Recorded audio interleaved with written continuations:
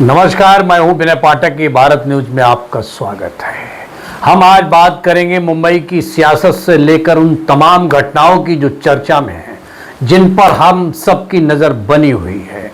मुंबई का सियासी पारा गर्म है। साइन कोलीवाड़ा की वार्ड 173 पर महायुति में जोरदार टकराव हो गया है। गठबंधन का असली धर्म क्या है, ये यहीं देखने को मिलेगा। शिवसेना और बीजेपी के बीच सीट को लेकर खींचतान चल रही है। इस भ्रम को दूर करने के लिए प्रतीक्षा नगर में विशाल जनसभा का आयोजन किया गया। महाराष्ट्र के उप मुख्यमंत्री एकनाथ शिंदे खुद पहुंचे। उनके साथ शिवसेना के कई बड़े नेता थे। बीजेपी की तरफ से विधान परिषद सदस्य और महाराष्ट्र उपाध्यक्ष प्रसाद लाड ने हाजिरी लगाई। सैकड़ों कार्यकर्ता और पदाधिकारी उमड़ पड़े। दरअसल ये सीट महायुति के गठबंधन से शिवसेना को दी गई थी, लेकिन बीजेपी की शिल्पा दत्ताराम केरुस्कर कमल के सिंबल पर चुनाव लड़ रही हैं। बीजेपी ने पहले आरोप लगाया कि उनका एबी फॉर्म चोरी हो गया। फिर रिटर्निंग ऑफिसर ने शिल्पा को कमल का चिन्ह दे दिया। इससे मतदाताओं और कार्यकर्ताओं में भ्रम की स्थिति बनी हुई है। सभा में एकनाथ शिंदे ने साफ कहा, महायुति की आधिकारिक उम्मीदवार रामदास कामले की पत्नी पूजा रामदास कामले ही हैं। प्रसाद लाड ने भी समर्थन दिया। उन्होंने कहा, गठबंधन का धर्म निभाना हमारी जिम्मेदारी है। मैं खुद समन्वयक हूं, निष्ठा से इसका पालन करेंगे।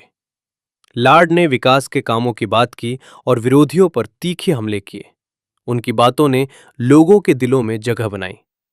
इस दौरान शिवसेना अवजड़ वाहतुक सेना के महाराष्ट्र कार्यकारी अध्यक्ष इंद्रपाल सिंह मारवा अपने सैनिकों और कार्यकर्ताओं के साथ आए। उन्होंने कहा, महायुति सभी सीटों पर जीतेगी। लेकिन सभा के बाद भी भ्रम पूरी तरह नहीं टूटा। भाजपा और शिवसेना के बीच अधिकृत अनधिकृत उम्मीदवार को लेकर जंग जारी है। ये सीट बेहद विवादित बन गई है। अब देखना यह है कि ऊंट किस करवट बैठता है। मुंबई की जनता का फैसला अंतिम होगा। हिंदुत्व सम्राट श्रीमान बाळासाहेब ठाकरे यांचा अरे कोण आला रे, कोण आला, अरे कोण आला रे, कोण आला, हे आवाज कुणाचा, अरे येऊन येऊन येणार कोण. जे काही चाललंय त्याच्यावर मी मंगेशजी फार भाष्य करणार नाही, कारण आपण ही संपूर्ण निवडणूक ही विकासाच्या मुद्द्यावर लढणार आहोत. या विभागातील 8 पैकी शिवसेनेच्या जवळजवळ 5 जण आज या व्यासपीठावर आहेत आणि आमचे भारतीय जनता पार्टीचे 172 असेल, 174 असेल, हे देखील उमेदवार त्यांच्या प्रचार सभेत आहेत. त्याच्यामुळे आम्ही सर्व मिळून आज या व्यासपीठावर महायुती म्हणून मी इथे आलोय आणि तुमचा सर्वांचा प्रचार करायला आलोय. फार स्पष्टपणे मी इकडे सांगतो, माननीय एकनाथरावजी शिंदेनी 2022 मध्ये बंड केला. माझा मित्र भरत गोगावले त्या बंडाचं एक नेतृत्व पुढाकार करत होते. मला भरत शेठ आठवतोय, तुम्ही मी आणि शिंदे साहेब एकत्र संध्याकाळी 4 वाजता 20 तारखेला भेटलो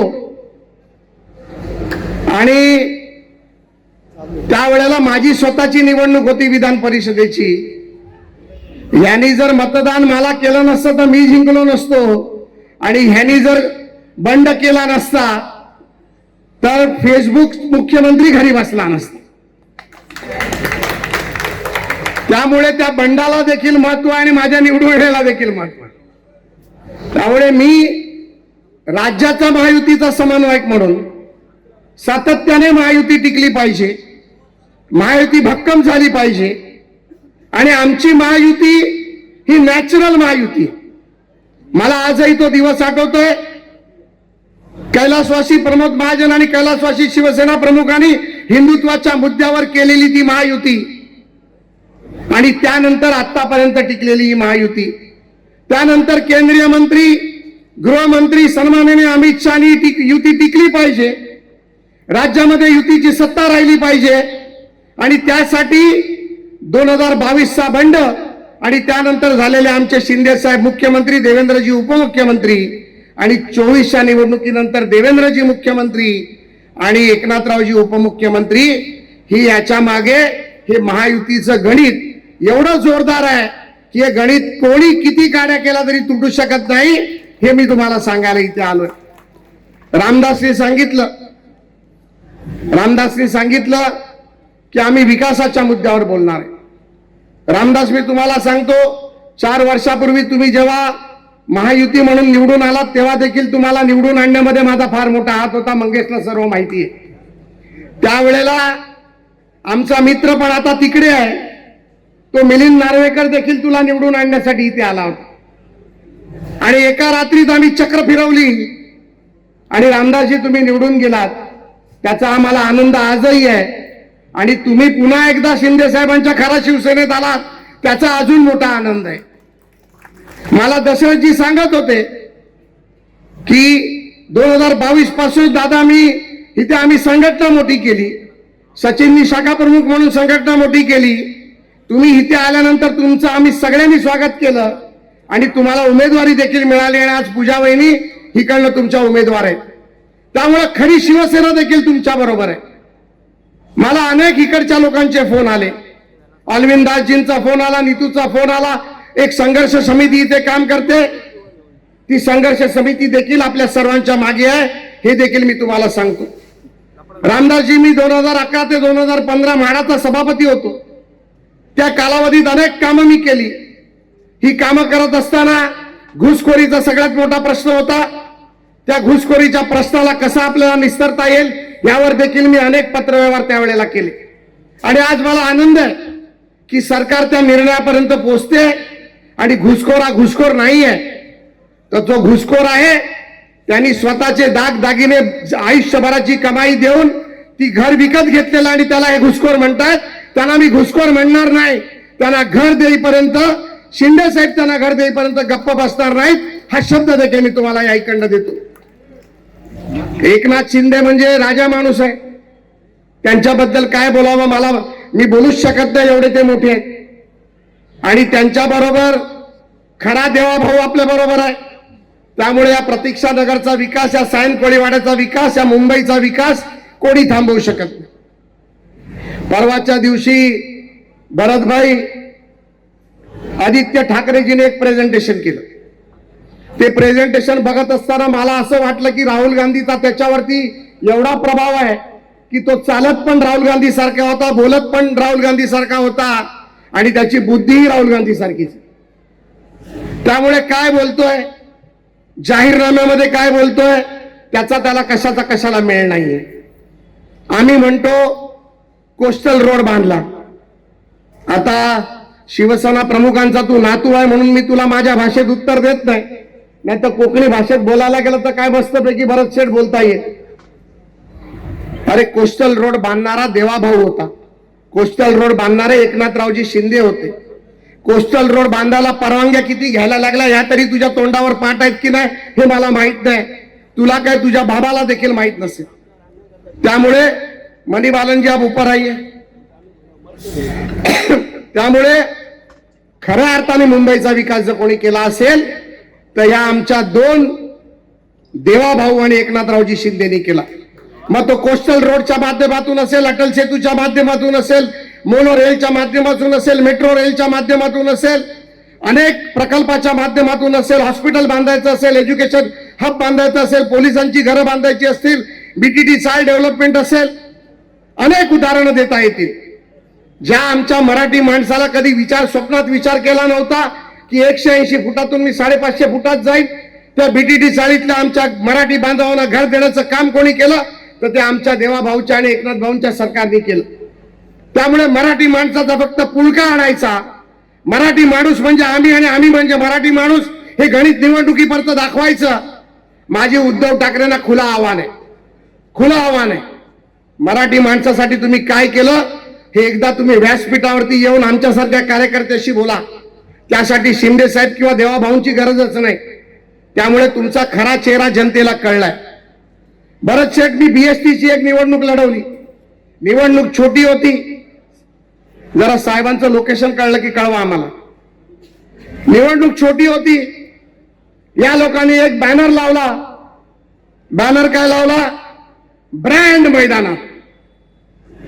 आईला माझी सटकली. आता बोललो ब्रँडचा वाजवायचा बँड.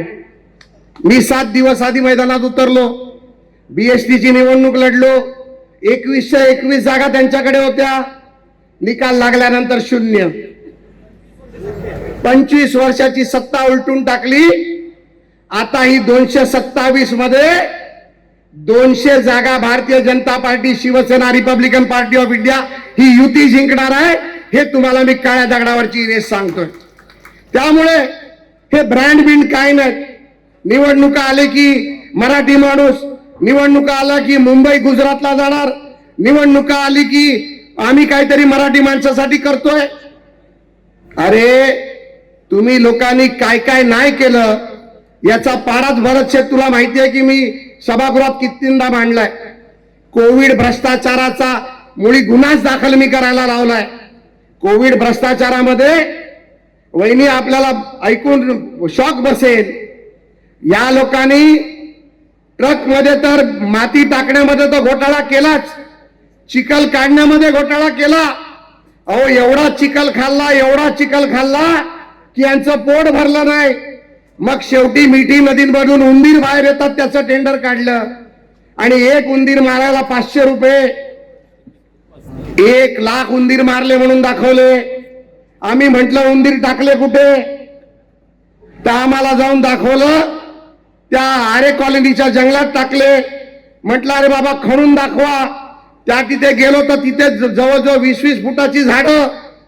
आम्हाला अधिकारी सांगतात त्या उंदराचं खत झालं आणि झाडं मोठी झाली. अशाच पद्धतीत मिठी नदीचा गाळ टाकला, कुठे नेऊन टाकला, कल्याणमध्ये टाकला.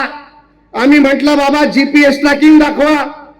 ट्रॅकिंगचे ट्रकचे ट्रॅकिंगचे नंबर काढले, दिलेले नंबर होते. त्याच्यामध्ये स्कूटर, रिक्षा आणि मोटरसायकलचे बरेचसे नंबर आले. आतापर्यंत 16 लोकांना अटक झाली. येणाऱ्या कालावधीत अजून 10-12 लोकांचे नंबर आहे, ते लक्षात ठेवायचंय. त्यामुळे कोविडचा घोटाळा असेल. रामदास तुम्ही कोविड मध्ये काम केलं सांगितलं, इथे बसलेल्या प्रत्येक शिवसैनिक आणि प्रत्येक भारतीय जनता पार्टीच्या कार्यकर्त्यांनी काम केलं. आणि हे कुठे बिझी होते, तर हे कोविड बॅगच्या घोटाळ्यात बिझी होते. माणसं किती मरतायत, त्या बॅगा आम्ही किती घेतोय. 300 रुपयाची बॅग 6000 रुपयाला. रेमडेसिवीरचा तुम्हाला घोटाळा सांगतो. मी आणि प्रवीण दरेकर गेलो दमण दीवला. बरेचसे एकदम मजेशीर गोष्ट ऐकण्यासारखी. रेमडेसिवीर बनवणारी कंपनी आम्ही शोधून काढली. त्या ठिकाणी रेमडेसिवीर बनवणारी कंपनी ही एका मुंबईतल्या माणसाची होती. ती फॉरेन साठी काम करत होती. त्या व्यक्तीला आम्ही सांगितलं बाबा मुंबईमध्ये माणसं मरतायत, आम्हाला तू रेमडेसिवीर दे, 3 लाख रेमडेसिवीर दे. तो मला म्हणाला साहेब मला 350 रुपयाला घरात पडते, तुम्हाला मी 350 रुपयाला देतो. आम्ही 1 कोटी रुपये त्याच्या खात्यात जमा केले आणि आम्ही 3 लाख रेमडेसिवीरचा ट्रक काढला. पहिल्या टप्प्यामध्ये 25,000 रेमडेसिवीर आले. तेव्हाचे फेसबुक मुख्यमंत्र्यांना कळलं, कारण ह्यांचा घोटाळा मोठा होता. यांनी 350 रुपयाचं रेमडेसिवीर 1600 रुपयाला डील केलं होतं. मी खोटं बोलत असेल तर रेकॉर्ड करा, महापालिकेच्या रेकॉर्डवर आहे. 1600 रुपयाला रेमडेसिवीर. अरे माणसांच्या जीवनाची तुम्हाला किंमत नाही, माणसाच्या मैत्यावरचं टाळूचं लोणी खाणारे तुम्ही लोक मराठी माणसाचा कसला पुळका घेऊन बसलायत तुम्ही. आणि मग आमचा तो ट्रक पकडायला लावला, अनधिकृत आहे म्हणे रेमडेसिवीर. आमचा देवाभाऊ पण लय भारी. रात्री 11 वाजता काढली गाडी, गेलो पोलीस स्टेशनात. डीसीपी पासून जॉईंट सीपी पासून सगळ्यांचे धाबे दणाणले. बोले देवा भाऊ आम्हाला माहित नाही, आम्हाला आयुक्तांचे आदेश होते. आयुक्त नंतर कुठे गेला तुम्हाला सगळ्यांना माहिती आहे, गेला जेलात. रिटायर्ड झाला आणि दुसऱ्या दिवशी जेलमध्ये. त्यामुळे तिथे गेल्यानंतर सत्य परिस्थिती बाहेर पडली. आपल्याला मानणारे देखील पोलीस आहेत, देवाभाऊला मानणारे पोलीस होते. त्यांनी सत्य परिस्थिती सांगितली, कशा पद्धतीत खोटा गुन्हा केला ते सांगितला. आणि आम्ही रात्री त्या लोकांना तिकडनं घेऊन निघालो आणि मग ती रेमडेसिवीर आम्ही मुंबईमध्ये वाटली. आम्ही अन्नधान्याचे ट्रक वाटले. आमच्या लोकांनी कोविड सेंटरमध्ये जाऊन कामं केली. आणि यांनी काय केलं तर खिचडीचा घोटाळा केला. सकाळचा भोंगा उठतो, भा भा भा भा करतो, याला मराठी माणसाचा पुळका येतो. अरे 15 चाळीतल्या लोकांचे पैसे खाताना तुला लाज वाटली नाही तेव्हा मराठी माणूसच होता ना तिथे? तेव्हा मराठी माणूस नव्हता का तिथे? त्या मराठी माणसाच्या घरात तू हजारो कोटी रुपये खाल्लेस, तुझ्या खात्यावर घेतलेस आणि आता म्हणतो रोकटोकच्या माध्यमातून मी प्रश्न विचारणार आहे. आज काहीतरी भरत भाऊ एक मुलाखत घेतली, म्हणतो की महाराष्ट्राची मुलाखत आहे. अरे तुम्ही म्हणजे महाराष्ट्र तुम्हाला कोणी सांगितलं? महाराष्ट्र म्हणजे फक्त बाळासाहेब ठाकरे होते, तुम्ही ठाकरे नाहीत, तुम्ही ठाकरे नाहीत. आणि आता महाराष्ट्र म्हणजे बाळासाहेबांच्या आशीर्वादाने, छत्रपतींच्या आशीर्वादाने, परमपूज्य डॉक्टर बाबासाहेब आंबेडकरांच्या आशीर्वादाने देवाभाऊ आणि एकनाथराव शिंदे म्हणजे महाराष्ट्र आहे. देवाभाऊ आणि एकनाथ शिंदे म्हणजे मुंबई आहे. आणि आपल्याला आता ट्रिपल इंजिनचं सरकार करायचंय. आणि हे ट्रिपल इंजिनचं सरकार करत असताना मोदीजींच्या माध्यमातून येणारा विकास, देवाभाऊंच्या माध्यमातून येणारा विकास आणि मुंबईमध्ये महापौर म्हणून बसताना माझा मराठी माणूस करणारा विकास, हे ट्रिपल इंजिनचं सरकार आम्हाला या ठिकाणी बसवायचंय. अनेक कोटी रुपयाचे कामं या मुंबईमध्ये आम्हाला करायची आहेत. आणि हे करत असताना मुंबईच्या विकासाच्या पलीकडे आम्हाला काही दिसत नाही. त्यामुळे पारदर्शक सरकार आणण्याचं काम आम्ही करू, पारदर्शकतेने आम्ही काम करू. आणि भविष्यात ही मुंबई मोठी कशी होईल, ही मुंबई अजून पुढे कशी जाईल, या मुंबईच्या माध्यमातून मुंबईचा विकास कसा होईल, यासाठी सातत्याने आम्ही प्रयत्न करू. जी कामं आपण केली, कॉन्क्रीटचे रस्ते केले, सिवरेज ट्रीटमेंट प्लांटचं काम सुरू केलं, बाळासाहेब ठाकरे आपला दवाखाना केलं, या ठिकाणी मेट्रोला स्थगिती दिली होती, मेट्रो सुरू केली, कारशेडला स्थगिती दिली, कारशेड सुरू केली, सगळ्याला स्पीड ब्रेकर टाकून ठेवला होता. स्थगिती सरकार होतं. आता हे काम करणार विकासाचं गती सरकार आणि प्रगती सरकार.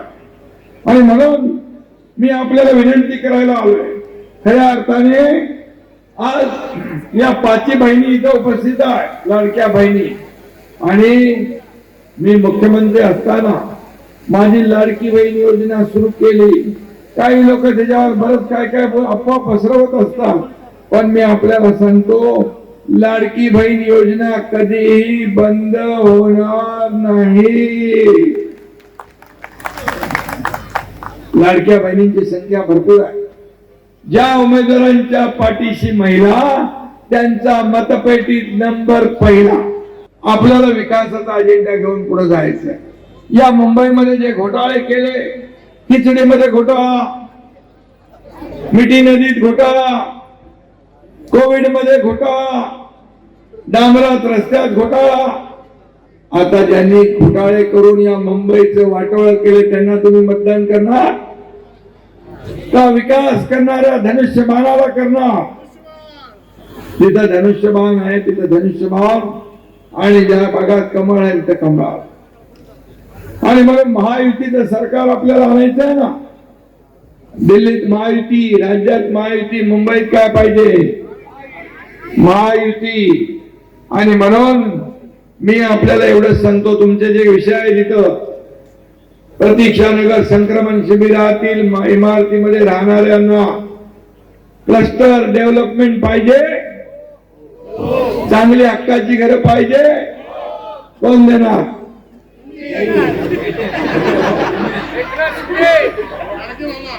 घर, मोठं घर याच विभागामध्ये पाहिजे, कायमस्वरूपी घर पाहिजे. आपण पागडी मुक्त मुंबईचा निर्णय घेतला, 13,000 इमारतींना त्याचा फायदा होणार. देवेंद्रजी मुख्यमंत्री आहेत आणि मी 2.5 वर्ष मुख्यमंत्री असताना घेतलेले निर्णय आणि आता 1 वर्षात घेतलेले देवेंद्रजींच्या काळातले निर्णय बघा. लोकहिताचे निर्णय, लोकाभिमुख निर्णय. आणि म्हणून ओसी देण्याचा निर्णय आपण घेतला. 20,000 इमारतींना ओसी मिळणार. पुनर्विकास प्रकल्पातले सगळे अडथळे आम्ही दूर केले. आता पुनर्विकास कोणी थांबू शकणार नाही. आणि मग तुम्हाला हक्काचं घर मिळणार. संक्रमण शिबिरामध्ये काही गाळेधारकांना 3,000 भाडं आकारलं जातं, तर काहीचे 500 रुपये. ते काही लोकांना 500 आहे का, काही लोकांना 3,000 आहे. म्हणजे असं का केलंय? बरं ठीक आहे, डीपी असू दे नाही तर टीपी असू दे, सगळ्यांना सगळं आपण करू. रेल पटरी वसाहतीचे इशारे अंतर्गत पुनर्विचार रेल्वे मंत्र्यांचे आपलं बोलणं चालू आहे. मुख्यमंत्री महोदय मी स्वतः बोलतोय, रेल्वेच्या जागेवरचा पुनर्विकास करण्यासाठी देखील सरकार आपलं कटिबद्ध आहे. महायुती सरकार सगळ्यांना हक्काची घरं देणार. सरदार नगर, प्रतीक्षा नगर मध्ये LIG, MIG, HIG येथील इमारतीसाठी रिडेव्हलपमेंट पाहिजे, त्यासाठी देखील आपण मदत करणार. ज्या ज्या अडचणी आहेत त्या दूर केल्या जातील, कारण गृहनिर्माण विभाग माझ्याकडे आहे, तुमच्या लाडक्या भावाकडे गृहनिर्माण पण आहे आणि नगर विकास पण आहे, त्यामुळे अडचण काही येणार. 6 नंबर पंचशील नगर 1, 2, 3 सावित्रीबाई फुले सिद्धार्थ नगर येथे डेव्हलपमेंट साठी मदत करणार. आमदार प्रसाद लाड ते इथं आहेत, त्यामुळे त्यांना जी मदत लागेल ती करू. पण तुम्ही आमच्या माणसांना चांगली घरं द्यायचं काम तुमचं आहे, हक्काची घरं द्यायचं काम तुमचं आहे, आणि हे काम आपल्याला करून देतील आणि त्यांना जी काय अडचण असेल ते मी मदत करेन. प्रतीक्षा नगर मधील विरजीबाई सोलंकी स्कीम 148 मधील घराबद्दल घर, मोठं घर याच विभागामध्ये कायम स्वरूपी तुमच्या नावावर घर पाहिजे ना. तुम्हाला घर हे प्रत्येकाचं स्वप्न असतं, हे स्वप्न पूर्ण करण्याचं काम हा तुमचा लाडका भाऊ एकनाथ शिंदे केल्याशिवाय राहणार नाही.